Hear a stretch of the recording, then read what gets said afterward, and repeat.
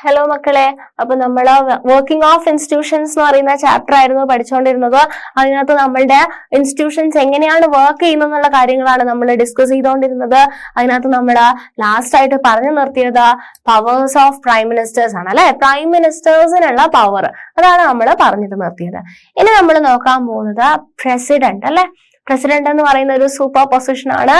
ആ ഒരു പ്രസിഡന്റിനെ പറ്റിയിട്ടാണ് നമ്മൾ നോക്കാൻ വേണ്ടി പോകുന്നത്. Okay, so while the prime minister is the head of the government, the president is the head of the state. ഇവിടെ സ്റ്റേറ്റ് എന്ന് ഉദ്ദേശിക്കുന്നത് നാഷൻ എന്നുള്ള ഒരു മീനിങ്ങിലാണ് കേട്ടോ.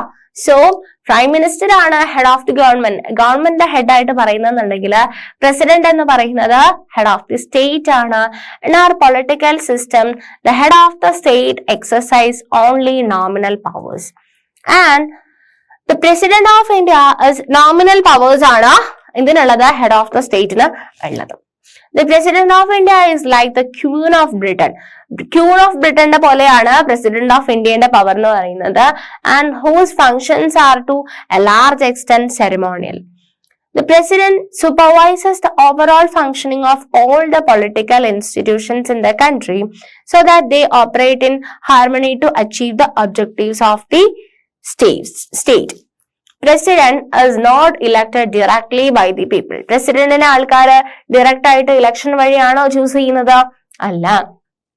The elected members of parliament. ആരാണ് മെമ്പർ ഓഫ് പാർലമെന്റ് എന്ന് പറഞ്ഞു കഴിഞ്ഞാല് MP ആണ് അല്ലെ. And the elected members of the legislative assembly. ഈ രണ്ട് ഫുൾ ഫോം മസ്റ്റ് ആയിട്ട് പഠിക്കണേ. മെമ്പർ ഓഫ് പാർലമെന്റ് എന്ന് പറഞ്ഞാൽ MP ആണ്. മെമ്പർ ഓഫ് ലെജിസ്ലേറ്റീവ് അസംബ്ലീസ് എന്ന് പറയുന്നത് MLA ആണ്. അപ്പം ഇലക്ടഡ് മെമ്പേഴ്സ് ഓഫ് പാർലമെന്റും അതുപോലെ തന്നെ the elected members of legislative അസംബ്ലിയും ചേർന്നിട്ടാണ് നമ്മൾ ആരെ ചൂസ് ചെയ്യുന്നത്? പ്രസിഡന്റിനെ ചൂസ് ചെയ്യുന്നത്. അപ്പം MP മാരും MLA മാരും കൂടെ ചേർന്നിട്ടാണ് ആരെ ചൂസ് ചെയ്യുന്നത്? നമ്മുടെ പ്രസിഡന്റിനെ ചൂസ് ചെയ്യുന്നത്. A candidate standing for president's post has to get a majority of votes to win the election. അപ്പം പ്രസിഡന്റ് സ്ഥാനത്തേക്ക് മത്സരിക്കുന്ന ഒരാൾക്ക്, കാൻഡിഡേറ്റിന് മെജോറിറ്റി വോട്ട് കിട്ടിയാൽ മാത്രമേ ആരാവാൻ വേണ്ടി പറ്റുള്ളൂ? പ്രസിഡന്റ് ആവാൻ വേണ്ടിയിട്ട് പറ്റുകയുള്ളൂ. This ensures that the president can be seen to represent the entire nation. At the same time, the president can never claim the kind of direct popular mandate that the prime minister can. This ensures that she remains only a nominal executive. അപ്പോൾ president എന്ന് പറയുന്നത് ഒരു nominal executive ആയിട്ടാണ് നിൽക്കുന്നത്. All governmental activities take place in the name of the president. All laws and major policy decisions of the government are issued in her name.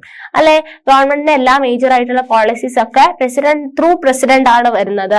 All major appointments are made in the name of the president. അപ്പം ഇത്രയും കാര്യങ്ങൾ നിങ്ങൾ must ആയിട്ട് ഓർത്തു വെക്കുക. President ഏതൊക്കെ മേഖലയിലാണ് പ്രസിഡന്റിന് റോൾ ഉള്ളത് നോക്കിക്കേ. All governmental activities take place in the name of the president. എല്ലാ governmental activities president വഴിയാണ്. And all laws and major policy decisions of the governments are issued in her name. All major appointments are made in the name of the president. These include the appointment of the chief justice of India അല്ലെ. ഏറ്റവും എന്താ പറയാ നമ്മുടെ justice അല്ലെ, കോർട്ടിലേക്ക് ഉള്ളത്. Judges of the supreme കോർട്ടിന്റെ judges. And the high court of the state, ഹൈക്കോർട്ടിന്റെ ജഡ്ജിമാര്. And the governors of the state, governors. The election commissioner എന്ന് പറയുന്നൊക്കെ സ്ട്രോങ് ആയിട്ടുള്ള ആൾക്കാരാണ്. Ambassadors to other countries. അപ്പം ഇവരൊക്കെ അപ്പോയിന്റ്മെന്റ് ചെയ്യുന്നത് ആരാണ്? പ്രസിഡന്റ് ആണ്. Okay, and all international treaties and agreements are made in the name of the president. The president is the supreme commander of the defense forces of India. വളരെ important ആയിട്ടുള്ള ഒരു statement ആണ്, അല്ലെങ്കിൽ വളരെ കാര്യമായിട്ട് നിങ്ങൾ മനസ്സിലാക്കേണ്ട ഒരു കാര്യമാണ്.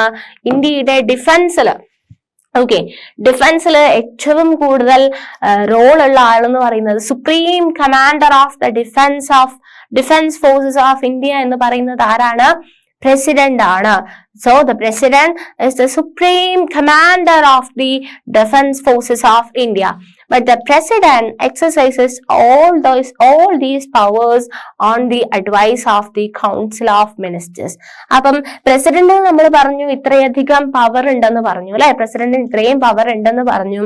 പക്ഷേ president exercises all these powers on the advice of the council of ministers. മിനിസ്റ്റേഴ്സിന്റെ കൗൺസിൽ അഡ്വൈസ് പ്രകാരമാണ് പ്രസിഡന്റ് ഈ പവേഴ്സ് എല്ലാം എക്സിക്യൂട്ട് ചെയ്യുന്നത്. The president can ask the council of ministers to reconsider its advice. ഇനി in case council of minister എന്തെങ്കിലും objection പറഞ്ഞെന്നുണ്ടെങ്കിൽ അത് reconsider ചെയ്യാൻ വേണ്ടിയിട്ട് പ്രസിഡന്റിന് ആവശ്യപ്പെടാവുന്നതാണ്. ഇനി അഥവാ റീകൺസിഡർ ചെയ്യാൻ കൊടുത്തിട്ടും but of the same advice is given again, വീണ്ടും അതേ അഡ്വൈസ് തന്നെയാണ് മിനിസ്റ്റേഴ്സിന്റെ കൗൺസിൽ കൊടുക്കുന്നതെന്നുണ്ടെങ്കിൽ she is bound to act according to it. അപ്പം കൗൺസിൽ എന്താണോ പറയുന്നത് അത് മാത്രമേ ആർക്ക് ചെയ്യാൻ പറ്റുകയുള്ളൂ, പ്രസിഡന്റിന് ചെയ്യാൻ പറ്റുകയുള്ളൂ. അപ്പൊ ഇവിടെയൊക്കെ നിങ്ങൾ മനസ്സിലാക്കേണ്ടത് എന്താന്ന് പറഞ്ഞു കഴിഞ്ഞാല് ഇന്ത്യ എന്ന് പറയുന്നത് ഡെമോക്രസിയാണ്. ഈ ഡെമോക്രസി എന്ന് പറയുന്നത് ഒരിക്കലും ഒരാള് അല്ലെങ്കിൽ ഒരു ഇൻഡിവിജ്വൽ, അത് പ്രസിഡന്റ് ആയിക്കോട്ടെ പ്രൈം മിനിസ്റ്റർ ആയിക്കോട്ടെ, ഇവിടെ ഒരാളല്ല തീരുമാനം എടുക്കുന്നത് അല്ലെ, ഒരുപാട് ആൾക്കാരുടെ ഒരു കോമൺ ആയിട്ടുള്ള ഒരു ഒപ്പീനിയൻ ആയിട്ടാണ് അതിന്റെ ഔട്ട്കം എന്ന് പറയുന്നത്.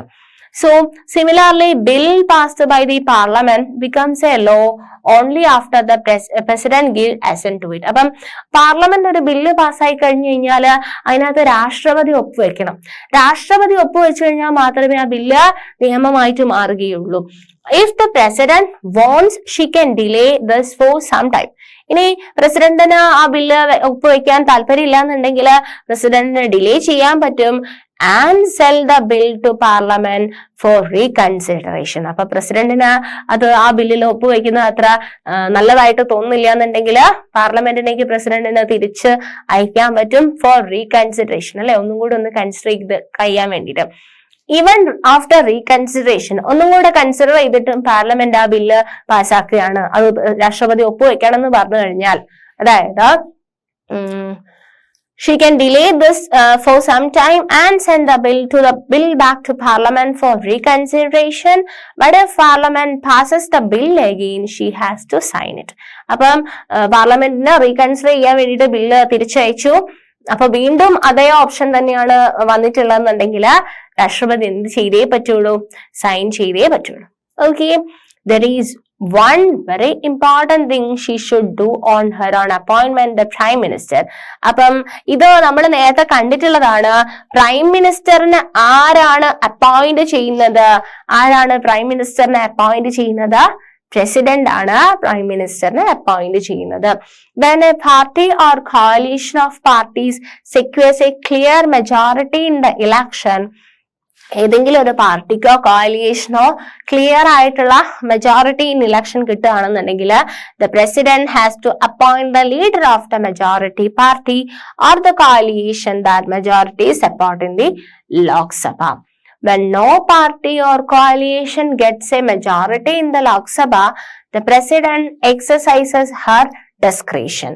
The president appoints a leader who in her opinion can muster majority support in the Lok Sabha. അപ്പം അങ്ങനെ മെജോറിറ്റി ഉള്ള ഒരാളെയാണ് എന്ത് ചെയ്യുന്നത്, പ്രസിഡന്റ് പ്രൈം മിനിസ്റ്റർ ആയിട്ട് അപ്പോയിന്റ് ചെയ്യുന്നത്. In such a case, the president asks the newly appointed prime minister to prove majority support in the Lok Sabha within a specified time. ഇനി അങ്ങനെ ഒരു ലീഡർ ആയിട്ടൊന്നും ആരും ഇല്ലാന്നുണ്ടെങ്കിൽ പ്രസിഡന്റിന് ആപ്റ്റ് ആയിട്ടുള്ള ഒരാളെ അപ്പോയിന്റ് ചെയ്യാൻ വേണ്ടി പറ്റും. അതേസമയം തന്നെ ആ അപ്പോയിന്റ് ചെയ്യപ്പെട്ട ആൾ എന്ത് ചെയ്യണം, to prove majority support in the Lok Sabha. അദ്ദേഹം ലോക്സഭയില് മെജോറിറ്റി സപ്പോർട്ട് കിട്ടിയിട്ടുണ്ടെന്ന് പ്രൂവ് ചെയ്യണം within a specified period of time. അല്ലെ, ഒരു നിശ്ചിത സമയത്തിനുള്ളില് ആ ഒരു മെജോറിറ്റി സപ്പോർട്ട് പ്രൂവ് ചെയ്യണം ആ അപ്പോയിന്റ് ചെയ്യപ്പെടുന്ന ആളെന്ന് പറയുന്നത്. ഓക്കെ, അപ്പൊ അതാണ് പ്രസിഡന്റിനെ പറ്റി പറയാനുള്ളത്. The presidential system. Presidential system. The presidents all over the world are not always executives like the president of India. അപ്പം നമ്മൾ എല്ലാ കൺട്രീസിനും നോക്കുന്ന സമയത്ത് ഇന്ത്യയിൽ എക്സിക്യൂട്ടീവ് ഓഫ് ഇന്ത്യ ആയിട്ട് പ്രസിഡന്റ് ആക്ട് ചെയ്യുന്നത് പോലെ ആയിരിക്കണം എന്നില്ല, വേറെ കൺട്രീസിലൊക്കെ ഉണ്ടാവുക. And many countries of the world the president is both the head of the state and the head of the government. അല്ലെ, രണ്ട് പദവിയും അലങ്കരിക്കുന്ന ആളുണ്ട്. അപ്പം നമുക്ക് ഹെഡ് ഓഫ് ദി ഗവൺമെന്റ് എന്ന് പറയുന്നത് പ്രൈം മിനിസ്റ്റർ ആണ്, ഹെഡ് ഓഫ് ദ സ്റ്റേറ്റ് എന്ന് പറയുന്നതാണ് പ്രസിഡന്റ്. പക്ഷേ in many countries of the world the president is both the head of the state and the head of the government. head of the state എന്ന് പറയുന്നതും head of the government എന്ന് പറയുന്നതും ഒരാളാവുന്ന കൺട്രീസും ഉണ്ട്. President of the United States of America is the well-known example of this kind of president. Example ഏതാ? USA അല്ലെ. President of United States of America എന്താണ്? Both the head of the government and the head of the state ആണ്. അപ്പൊ നിങ്ങൾ ആ point നിങ്ങൾക്ക് അതാണ് ആ പോയിന്റ് നിങ്ങൾ ഓർത്തു വെക്കണം. US president is directly elected by the people. അതുപോലെ തന്നെ US പ്രസിഡന്റിനെ ആരാണ്? ആൾക്കാർ ഡയറക്റ്റ് ഇലക്ഷൻ വഴിയാണ് ചൂസ് ചെയ്യുന്നത്. മനസ്സിലായോ? നമ്മുടെ പ്രസിഡന്റിന് ഡയറക്റ്റ് ഇലക്ഷൻ അല്ലല്ലോ, നമ്മൾ പഠിച്ചൂല എങ്ങനെയാ പ്രസിഡന്റ് ആയിട്ട് മാറുന്നതെന്ന്. പക്ഷെ US എങ്ങനെയാണെന്ന് പറഞ്ഞു കഴിഞ്ഞാൽ the people are directly elected അല്ലെ. The president is directly elected by the people. He personally chooses and appoints all ministers. എന്നിട്ട് എന്ത് ചെയ്യും? ആ പ്രസിഡന്റ് ആയിട്ടുള്ള ആള് പേഴ്സണലി അയാൾ ഒറ്റയ്ക്ക് ഇരുന്നിട്ട് ബാക്കിയുള്ള മിനിസ്റ്റേഴ്സിനൊക്കെ എന്ത് ചെയ്യും? അപ്പോയിന്റ് ചെയ്യും. The law making is still done by the legislature. Law making legislature ആണ് ചെയ്യുക, called the Congress of the US. But the president can veto any law. Okay, so the presidential system. Most importantly, the president does not need the support of the majority of members in the Congress and neither is he answerable to them. നമ്മുടെ കൺട്രിയിലാണെന്നുണ്ടെങ്കിൽ ഒരു president ആയി കഴിഞ്ഞു കഴിഞ്ഞാൽ അല്ലെങ്കിൽ ഒരു PM ആയി കഴിഞ്ഞു കഴിഞ്ഞാൽ എന്താണ്? ബാക്കിയുള്ള മെജോറിറ്റീന്റെ സപ്പോർട്ട് വേണം. അവർക്ക് തോന്നിയ പോലെ ഒന്നും ചെയ്യാൻ പറ്റില്ല അല്ലെ, ഒറ്റയ്ക്ക് ഇഷ്ടപ്രകാരം ഒന്നും ചെയ്യാൻ പറ്റില്ല. പക്ഷെ ഇവിടെ എങ്ങനെയാണ്? Most importantly, the president does not need the support of the majority of members in the Congress and neither is he answerable to them. He has a fixed tenure. ഒരു ഫിക്സഡ് കാലാവധി ഉണ്ട് അവർ എത്ര കാലം ഭരിക്കണം എന്നുള്ളത്. He has a fixed tenure of 4 years and completes it even if his party does not have a majority in the Congress. അപ്പം അത് fixed ആയിട്ടുള്ള tenor ഉണ്ട്, 4 years ഉണ്ട്. In many countries of the world, the president is both the head of the state and the head of the government.